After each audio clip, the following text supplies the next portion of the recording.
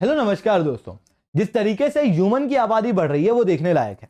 1800 के अंदर अगर आप ह्यूमन देखोगे तो लगभग 1 बिलियन के आसपास हम लोग हुआ करते थे। आज बढ़ते बढ़ते हम लोग 7.9 बिलियन हो गए और 2100 आते आते तो 11 बिलियन की आबादी जो है वो ह्यूमन की होने वाली है। मतलब ह्यूमन आबादी लगातार बढ़ रही है। इस ह्यूमन आबादी के बढ़ने के साथ में बढ़ रही है फूड रिक्वायरमेंट्स। इन फूड रिक्वायरमेंट को पूरा करने के लिए हम लोगों ने हमारे एग्रीकल्चर में बहुत बदलाव किए। पहले हम लोग हल का प्रयोग करते थे, तो आज हम लोगों ने नई नई टेक्नोलॉजी का प्रयोग एग्रीकल्चर में करना शुरू किया और हम लोगों ने ग्रीन रिवॉल्यूशन किया। इस ग्रीन रिवॉल्यूशन से हम लोगों ने फूड ग्रेन बढ़ाए तो सही, जिसके कारण से आज हमारे यहाँ पर फूड ग्रेन सरप्लस में है, पर इसकी वजह से हम लोगों ने एनवायरमेंट में भारी डैमेज किया। जिसके कारण से आप देखोगे तो ग्रीन रिवॉल्यूशन में हम लोगों ने बहुत ज्यादा इरिगेशन किया, पानी का बहुत वेस्टेज, फर्टिलाइजर के प्रयोग के कारण हम लोगों ने कहीं ना कहीं सॉइल डिग्रेड किया है। फॉसिल फ्यूल का भारी प्रयोग हुआ और उस फॉसिल फ्यूल के जलने के कारण ग्रीन हाउस गैसेज भी इमिट हुई। पूरी सारी इंडस्ट्री की बात करूं, उनके मुकाबले केवल एग्रीकल्चर के अंदर ही 25% तक ग्रीन हाउस गैस जो है वो इमिट होती है। जिसके बाद में हम लोगों ने जमीन से जितना पोटेंशियल था उतना निकाला और आज हम लोग सरप्लस में पहुंचे हैं। पर आबादी तो लगातार बढ़ रही है। इस बढ़ती आबादी के कारण क्या भविष्य में भी हम लोग सरप्लस में रहेंगे या फिर आने वाले समय में फूड क्राइसिस हम लोग को देखने को मिलेगा? एक सिंपल सा कैलकुलेशन आपको समझाता हूं, जरा इधर देखो कि आज अगर हम लोग पूरी धरती की बात करें तो धरती के अंदर 71% तो पानी है, केवल 29% ही जमीन है। इस 29% जमीन के अंदर से भी हम लोग 29% जमीन पे खेती नहीं कर सकते। इसमें से 10% जमीन जो है वो ग्लेशियर की है, 10% जो है वो बंजर जमीन है और बची हुई 71% जो है वो हैबिटेबल है। मतलब जो 29% पूरी धरती पे जमीन है उसका केवल 71% ही हैबिटेबल है। उस हैबिटेबल में से भी हम लोगों को 37% फॉरेस्ट मेंटेन करना है। ये जो हैबिटेबल जमीन है यहां पर हम लोगों को फ्रेश वाटर के रिसोर्सेज भी देखने को मिलेंगे 1% के आसपास, नदी तालाब वगैरह, जहां पर आप एग्रीकल्चर कर सकते हो। क्या इतना ही नहीं, कई सारे श्रब्स वगैरह भी हैं, ग्रासलैंड है जो मेंटेन करना जरूरी है, 11% के आसपास उसे मेंटेन करोगे तो जो 29% है उसके 71% हैबिटेबल लैंड में से भी हमारे पास एग्रीकल्चर, घर, ये जितने भी मॉल है, डेवलपमेंट है, इंडस्ट्री है, इन सबको मिला के केवल 51% इस 71% का बचता है। मतलब मोटी मोटी मात्रा में देखें तो हमारे पास पूरी धरती का बहुत कम ही भाग यूजेबल रूप में है। मतलब हमारे पास लैंड जो है वो कंस्ट्रेंट है। अब आबादी लगातार बढ़ रही है जिसके कारण से घरों की, इंडस्ट्री की, इन सब की डिमांड बढ़ रही है, जिसके कारण से एग्रीकल्चर की जो जमीनें हैं वो धीरे धीरे करके वहां पर कॉलोनियां बनने लग रही है, लोगों के हैबिटेशन बढ़ रहे हैं। ऐसी कंडीशन में आने वाले समय में फूड सस्टेनेबिलिटी के ऊपर सवाल उठता है। तो इसीलिए हम लोग एक ऐसी जगह पे नजर डालते हैं जहां पर एक बहुत बड़ा रिसोर्स हमको देखने को मिलता है। जी हां दोस्तों, पानी, समंदर, जिसने पूरी धरती का 71% यूज किया हुआ है। वहां पर हम लोग फिशिंग, एक्वाकल्चर वगैरह करके, मतलब फिशिंग की नई नई ब्रीड, फिश के अंडे वहां पर डाल के, फिश की ग्रोथ करा के, वहां पर फिशिंग उगा के, फिश उगा के उनको एज अ फूड के रूप में प्रयोग करेंगे, जिसे एक्वाकल्चर कहा जाता है। और इसी चीज को कहा जाता है ब्लू रिवॉल्यूशन। और दोस्तों इस सेशन के अंदर हम लोग इसी ब्लू रिवॉल्यूशन के बारे में समझने वाले हैं। बट उसके पहले आप लोग मेरे साथ में SRC10 टेलीग्राम ग्रुप और पाथफाइंडर टेलीग्राम ग्रुप के ऊपर जुड़ सकते हो। क्लास की सारी अपडेट, पीपीटी, पीडीएफ आपको यहाँ पर मिल जाती है। इसके अलावा रोज सुबह 8 बजे द हिंदू एनालिसिस की क्लास मेरे द्वारा ली जाती है लाइव। आप वहां पर ही मेरे साथ में बिल्कुल लाइव जुड़ सकते हो। और दोस्तों एक बहुत इंपॉर्टेंट चीज, अगर आप लोगों को अनअकैडमी पर सब्सक्रिप्शन लेना है तो इट्स अ हाई टाइम, क्योंकि अभी 4500 रुपए तक का एक्स्ट्रा डिस्काउंट आपको प्लस के कॉम्बो में मिल रहा है। मतलब 32% तक का डिस्काउंट आपको SRC10 कोड पे मिलेगा और उसके बाद में आपको 4500 रुपए का और डिस्काउंट अभी 7 से 16 फरवरी के बीच में मिलेगा। मतलब जो सब्सक्रिप्शन 70,000 का है वो 59,000 में पड़ेगा और इस 59,000 में आप 18 महीने तक न केवल पढ़ाई कर पाओगे बल्कि आपको किताबें भी मिलेगी, ऑप्शनल जीएस सब चीज की पढ़ाई होगी, टेस्ट सीरीज भी मिलेगी। मतलब कंप्लीट प्रिपरेशन पैकेज केवल 59,000 के अंदर मिल रहा है। इवन अगर आप प्लस की बात करोगे तो प्लस के अंदर जीएस में आपको 2,500 रुपए तक का एक्स्ट्रा डिस्काउंट मिल रहा है। आइकनिक की बात करें तो आइकनिक के कॉम्बो के ऊपर भी आपको 32% तक का डिस्काउंट मिल रहा है, पर याद रखिएगा आपको सब्सक्रिप्शन के अंदर कोड जो यूज करना है वो है SRC10। चलिए दोस्तों अब समझने की कोशिश करते हैं क्या हुआ। ब्लू रिवॉल्यूशन जिसकी शुरुआत हुई चाइना से। चाइना एक ऐसा देश, जब मैं कह रहा हूं तो आपको याद आ रहा है कि हाँ ये उनके मार्केट कोरोना के दौरान में बहुत फैले थे, जिसके अंदर आपको दिख रहे होंगे कि वो कुछ भी खा लेते हैं। तो जब आप वहां देखते हो ना तो वहां पर बहुत एग्रीकल्चर बहुत ज्यादा नहीं है, पर जहां पर एग्रीकल्चर होता था तो 1000 BC के समय पे जहां पर इस तरीके की सिचुएशन वहां पर देखने को मिलती थी। कई सारे चावल के खेतों के अंदर ये लोग क्या करते थे, पानी के अंदर मछलियों के अंडे डाल दिया करते थे और वहां पर मछलियों का भी प्रोडक्शन हुआ करता था। मछलियां और चावल दोनों एक साथ उगाया करते थे, इस तरीके का एक्वाकल्चर था। धीरे धीरे करके टेक्नोलॉजी में बदलाव हुआ और नई नई चीजें जो है वो चाइना ने इजाद की, और चाइना आज के समय पे पूरे विश्व का 2/3 एक्वाकल्चर का प्रोडक्शन करता है, यानी कि फिशिंग के अंदर प्रोडक्शन चाइना करता है इतनी भारी मात्रा में। चाइना की इस चीज को देखते हुए पूरे विश्व को लगा कि वे फॉरवर्ड जो है वो हम लोगों को एक्वाकल्चर के ऊपर भी नजर देखना पड़ेगी, जिसके कारण से ब्लू रिवॉल्यूशन की शुरुआत हुई 1960s से। इस ब्लू रिवॉल्यूशन के अंदर फिशिंग सेक्टर को ग्रो कराया गया और आज के समय पे on an average fishing sector लगभग 9% रेट से बढ़ रहा है।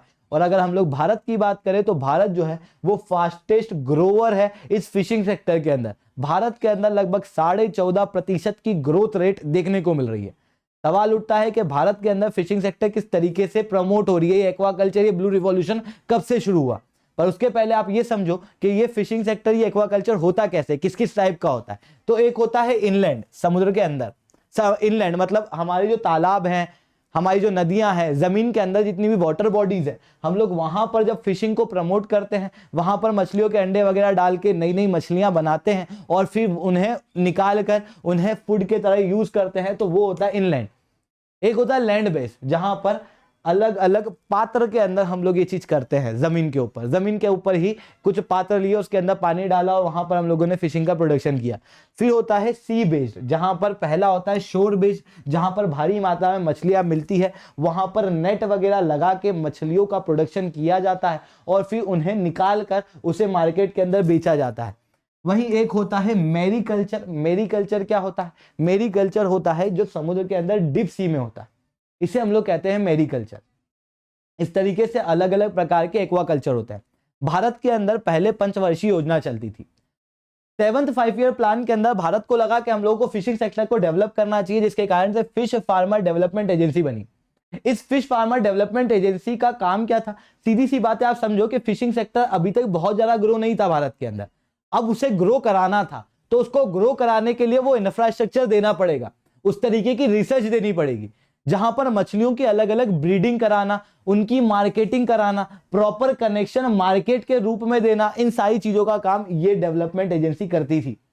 8th 5 ईयर प्लान के अंदर 1992 आ चुका था, 1992 से 1997 के बीच में, जहां पर इंटेंसिव मरीन फिशरी प्रोग्राम चलाए गए, जहां पर हमारे यहां के मछुआरों के साथ में मल्टीनेशनल कंपनी को इंकरेज किया गया कि आप कोलैबोरेट करो, ताकि इनकी नई टेक्नोलॉजी हमारी फिशिंग सेक्टर में आए और हमारा फिशिंग सेक्टर ग्रो करे। ये मल्टीनेशनल कंपनी कहां से आई? तो 1991 के बाद में आप लिबरलाइजेशन, प्राइवेटाइजेशन, ग्लोबलाइजेशन देखोगे। उसके जस्ट अगला वाला 5 ईयर प्लान ये था, जिसके अंदर आप देखोगे तो हम लोगों ने फिशिंग सेक्टर को ग्रो कराने के लिए फिशिंग हार्बर्स बनाए, टूटिकोरिन के अंदर, पोरबंदर के अंदर, विशाखापट्टनम के अंदर, कोचीन के अंदर।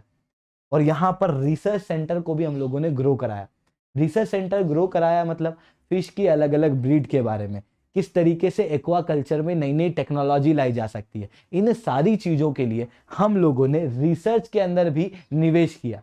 जिसके बाद में एक समय पे 50 साल पहले भारत के अंदर केवल 60,000 फिशिंग जो है वो होती थी। 60,000 टन की फिश जो है वो भारत के अंदर होती थी। आज भारत के अंदर 4.7 मिलियन टन की फिशिंग होती है, जिसके अंदर से 1.6 मिलियन टन तो केवल और केवल फ्रेश वाटर से हो जाती है। इसके अंदर भी दोस्तों मैं आपको बताऊं तो भारी मात्रा में एम्प्लॉयमेंट क्रिएट होता है। भारत के अंदर जो फिशिंग सेक्टर की ग्रोथ है वो लगभग 14.8% के आसपास की है। इतना ही नहीं, आप देखोगे तो पूरे देश की जीडीपी का 1% ये फिशिंग सेक्टर चलाती है, और पूरे देश के अंदर जो एग्रीकल्चर की जीडीपी है उसका 5% जो है वो भी ये फिशिंग सेक्टर चलाती है। ये फिश का जो भारी मात्रा में प्रोडक्शन होता है वो भारत से एक्सपोर्ट भी होता है, और भारत का जो सी फूड है उसकी पूरे इंटरनेशनल मार्केट में बहुत डिमांड है, खासकर कि यूनाइटेड स्टेट्स के अंदर। जिसके बाद भारत का एक्सपोर्ट फिशिंग सेक्टर के अंदर 47,000 करोड़ का है। और ये सब कुछ किस वजह से है? ब्लू रिवॉल्यूशन की वजह से। ब्लू रिवॉल्यूशन का इसी कारण से हम लोग पढ़ते हैं, पर ब्लू रिवॉल्यूशन के अंदर भी हम लोगों ने बहुत ज्यादा हमारे सोर्सेज का प्रयोग नहीं किया। अगर हम लोग बात करें, भारत के अंदर जो टोटल पॉन्ड है, टैंक है, वाटर बॉडी है, उनका केवल 40% ही हम लोगों ने यूज किया हुआ। और अगर हम लोग ब्रैकिश वाटर रिसोर्स की बात करें तो केवल 15% ही भारत जो है वो उनका यूज करके फिश जो है वो प्रोड्यूस करता है। इसका मतलब भारत अपने पोटेंशियल का पूरा प्रयोग नहीं कर रहा, फिर भी इतना अच्छा परफॉर्मेंस दे रहा है। तो सोचो कि भारत अगर अपने पोटेंशियल का पूरा प्रयोग करे तो कितना अच्छा परफॉर्मेंस देगा। तो उसी चीज के लिए हम लोगों ने ब्लू रिवॉल्यूशन 2.0 चलाया, नील क्रांति मिशन। इस नील क्रांति मिशन के अंदर समझने से पहले एक चीज और समझ लो, ये चैलेंज क्या थे इंटरनेशनल लेवल पे जो फील्ड एक्वा कल्चर चला, जो ब्लू रिवॉल्यूशन चला उसका। तो चैलेंज ये थे कि एफएओ ने डायरेक्टली ये कहा है कि पूरे विश्व ने 90% जितनी फिशिंग होती है समुद्र के अंदर जो रिसोर्स है उसका प्रयोग कर लिया है। मतलब पूरे विश्व के अंदर जो फिशिंग सेक्टर की ग्रोथ हुई, जो ब्लू रिवॉल्यूशन हुआ, वो कंप्लीटली अनसस्टेनेबल मैनर में हुआ। पर भारत के अंदर अभी भी फिशिंग सेक्टर के अंदर बहुत ज्यादा पोटेंशियल है, मतलब भारत वहां का प्रयोग कर सकता है, पर भारत उसे सस्टेनेबल वे में करे। वही चीज हम लोगों को नील क्रांति मिशन में यानी कि ब्लू रिवॉल्यूशन 2.0 के अंदर देखने को मिला, जहां पर कहा गया कि नेशनल फिशरी डेवलपमेंट बोर्ड बनाया जाएगा। इस नेशनल फिशरी डेवलपमेंट बोर्ड का काम होगा फिशिंग को प्रमोट करना, एक्वाकल्चर को प्रमोट करना, मरीन फिशरी को प्रमोट करना, डीप सी फिशिंग को प्रमोट करना, मैरीकल्चर को प्रमोट करना। और मैरीकल्चर जब कह रहा हूं तो आपको समझ में आ रहा है कि हाँ, वो डीप सी के अंदर जो हम लोग कल्चर करते हैं तो उसे हम लोग मैरीकल्चर कहते हैं। इनको प्रमोट तो करना, पर यह भी कहा गया है कि सस्टेनेबल मैनर में करना, ताकि बायो सिक्योरिटी जो है वो ध्यान में रहे। इस अथॉरिटी को 2006 के अंदर बनाया गया था, नेशनल फिशरी डेवलपमेंट बोर्ड को। इस नेशनल फिशरी डेवलपमेंट बोर्ड की बात करो तो ये ministry of agriculture and farmer welfare के अंदर आती है। इसका काम ये भी है कि फिशिंग सेक्टर को मॉडर्नाइज करना। सीधी सी बात है, हम लोग फिशिंग सेक्टर को प्रमोट तो कर रहे हैं, पर उसके लिए उसे वो इंफ्रास्ट्रक्चर भी तो देना पड़ेगा। अगर हम लोग मछुआरे की बात करते हैं तो वो मछुआरे इतने कोई बहुत पढ़े लिखे नहीं है, उनको वो मार्केट का एक्सेस नहीं पता है, तो आपको उनको मार्केट का एक्सेस भी देना पड़ेगा, वो ट्रांसपोर्टेशन भी देना पड़ेगा, उनके रीजन तक आपको कनेक्शन पहुंचाना पड़ेगा, क्योंकि वो दूर दराज के इलाकों में, वो समुद्र के पास में है।